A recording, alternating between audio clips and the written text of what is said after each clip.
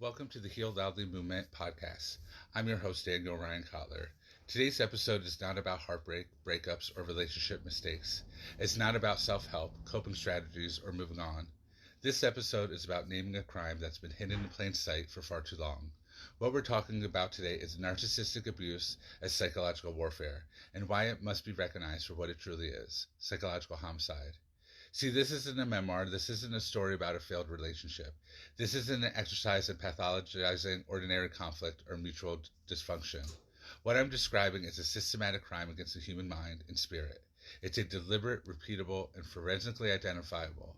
Narcissistic abuse is not poor communication. It's not incompatibility. It's not a toxic dynamic between equals. It's a calculated campaign of coercive control designed to dominate, dismantle, and ultimately erase another human being. The weapon is psychological terror, the method is manipulation, and the outcome, far too often, is death by suicide, spiritual annihilation, or the complete collapse of the will to live.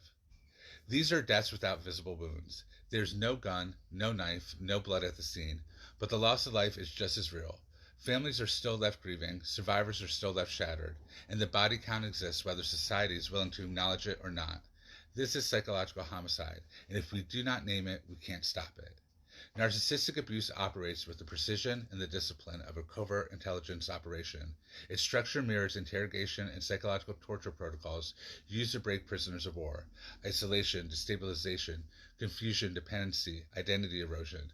These are not emotional outbursts or personality quirks. They're the coordinated tactics. The narcissistic abuser functions as a private domestic terrorist, deploying these methods inside intimate spaces where there's no witnesses and no oversight.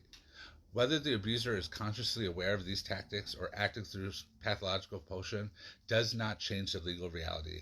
The pattern is consistent across victims, it is repeatable, it is documentable, and the pattern is evidence. When examined honestly, the pattern reveals narcissistic abuse as psychological warfare conducted inside the home. Most people recognize the commonly used language: love bombing, idealization, devaluation, discard, hoovering. Those terms are familiar to survivors, but they're insufficient. They soften what's actually happening. Behind those words is a highly organized sequence of psychological operations that unfold in 8 interlocking phases. These phases expose the forensic architecture beneath survivor experiences and translate lived reality into prosecutable structure. The process begins with phase 1, indoctrination. This phase is commonly mislabeled as love bombing, but that framing is dangerously incomplete. What's actually happening here is constructive fraud of intimacy. The abuser is not expressing excessive love. They are manufacturing a false persona and introducing trauma-encoded dependency. This is the moment where the brain is hijacked. The victim does not bond to trauma in this phase. That distinction is critical. The attachment forms to the counterfeit identity the abuser presents. The victim falls in love with a carefully engineered persona that mirrors values, wounds, dreams, and unmet needs. This false self feels profoundly real, deeply safe, and uniquely attuned. That attachment is not emotional weakness, it's neurological imprinting. The nervous system encodes safety, belonging, and attachment to a person who doesn't actually exist. This is where the dependency is created. The addiction happens here, not later. The victim becomes bonded to the illusion, not the abuse. Everything that happens after phase 1 does not create attachment. It's used to control it. Once the dependency is established, the abuser no longer needs to maintain the persona. The mask begins to slip, and phase 2 begins. Psychological breakdown sets in. The very qualities that were idealized are now criticized. Reality is destabilized through gaslighting. Affection becomes conditional and unpredictable.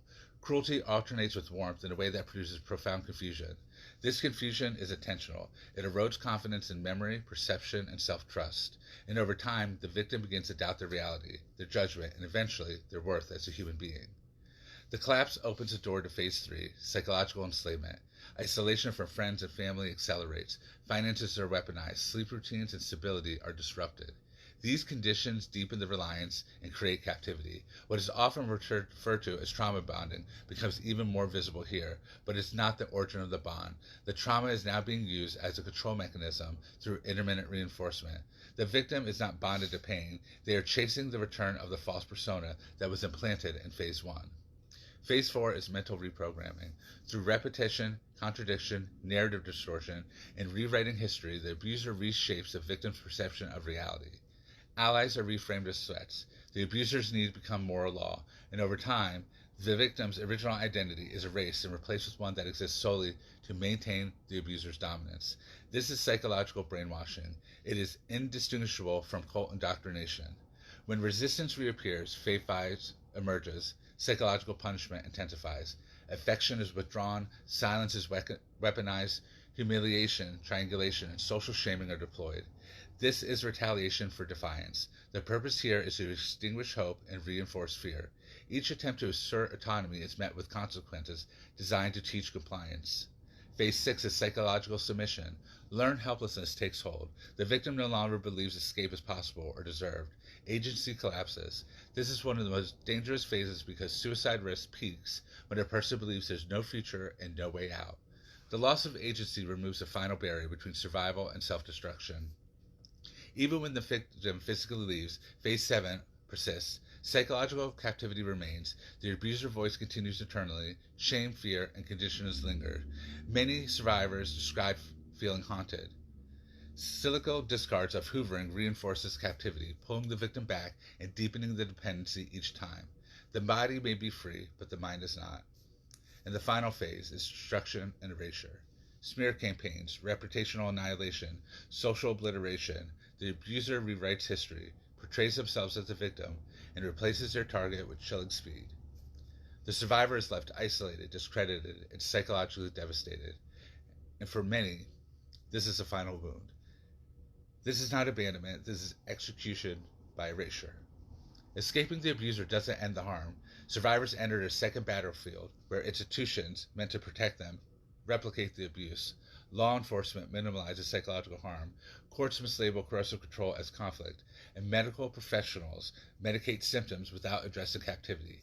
Therapists misdiagnose trauma responses as pathology. Churches demand apologies and forgiveness. Friends urge silence and moving on. This is institutional betrayal extends to psychological homicide long after physical state.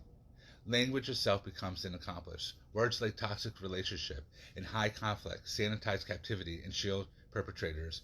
Without precise language, survivors cannot name what happened, and without naming it, there can be no justice. Psychological homicide produces real biological damage. Nervous systems collapse, cardiovascular disease, immune dysfunction, neurological rewiring. Suicide in this context is not a free choice. It is a coerced death following sustained terror and identity destruction. The absence of physical wound does not negate causation, and this is why legal reform is not optional. Serial psychological offenders must be identified. Courts must be trauma-informed. These deaths are not accidents. They're engineered outcomes of a repeatable system. Everything you heard today comes from my book, Voiceless No More, The Legal War on Narcissistic Abuse, available now on Amazon. This book exists to name the pattern, document the tactics, and force accountability where silence has allowed devastation to continue. And this work does not stop with awareness. I'm asking you guys to please support the Voices Justice Act by signing the petition on change.org. Survivors do not need your sympathy. They need protection. They need laws that recognize psychological homicide for what it is, murder. If this episode gave language to something you lived, share it. Say it out loud. Healing loudly means refusing to disappear. This is the Heal Loudly Movement podcast, and this is only the beginning. Remember to stay strong. You got this. You're stronger than you know.